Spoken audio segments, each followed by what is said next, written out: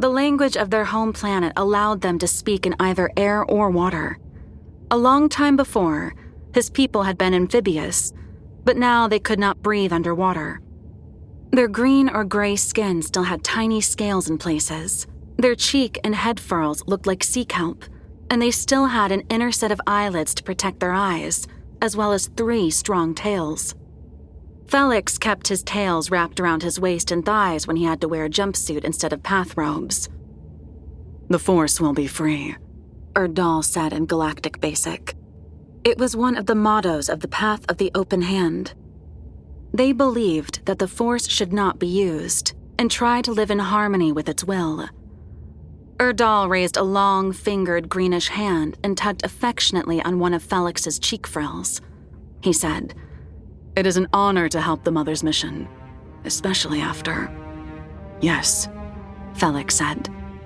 Erdal meant the battle on the moon Jeddah the day before.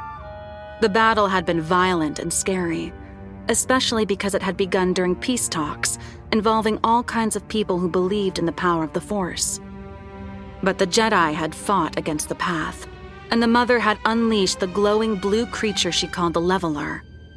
The Leveler had defeated the Jedi and returned balance to the Force, but not before one of the great stone statues of Jeddah fell. And even worse, the Path's herald, a strong Natolan who used to share the role of leadership with the Mother, had betrayed them and been left behind on Jeddah. The whole situation was uncomfortable and frightening, but they trusted the Mother to take care of them. Felix stood. He blinked his inner and outer eyelids as he studied his immediate family, curled together and soft-looking in their gray and blue pathrobes. Felix opened his hands, palms up, and bowed. "The Force will be free," he said. Then he left their quarters. As Felix moved out of the living space of the Gaze Electric, the wide open rooms and spacious corridors with their soft curtains and blue and gray decorations gave way to the more battle-ready parts of the warship. Stark black walls blinked with lights, and the corridors narrowed with purpose. The hum of the ship engine caused Felix's cheek tendrils to tremble. He reached a juncture that led in one direction toward the bridge and observation decks, and in the other toward the docking bay. Waiting for him were the Mother herself and Felix's friend, Marta Rowe. Marta was Felix's favorite person outside of his family. She was Evereni and nearly his age, with deep black eyes, cold gray skin, and the sharp teeth of a predator. But instead of taking after so many of her people, Marta was loyal and gentle. She had helped his babies break out of their eggs only a few weeks earlier and saved their lives. Felix wanted her to be their friend too when they grew up. Neither Marta nor the Mother spoke, simply waiting for Felix to arrive. The Mother was a human woman with dark brown skin and warm eyes, in the voluptuous robes of the Path Elders. Despite her recent injuries, to Felix, she was beautiful and exuded charm and comfort.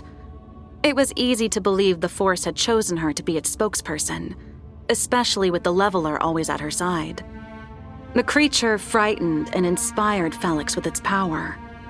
He tore his gaze away from its creepy eyes and looked back at Marta.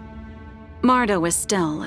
Her black hair was braided softly around her face, and she wore the long gray and blue robes all the Path used to wear when they lived on the planet Dalna as farmers and simple gatherers, before the Mother had brought them to the stars in the Gaze Electric. She smiled at Felix. 3 bright blue lines of brickleshell paint cut starkly down over her eyes and nose. It was strange. Marta used to wear her paint in soft waves on her forehead, but now her lines were bolder. In her hands, she held a shallow bowl of brickleshell blue paint. Felix stopped before them and bowed again, his palms up. When he straightened, Marta smiled. "Allow me?" she said softly. "Always," Felix answered, stepping closer. Marta dipped 3 long fingers into the blue paint and reached out to touch them against Felix's forehead. She streaked the paint in 3 hard angles. "Go with freedom, harmony, and clarity," she said.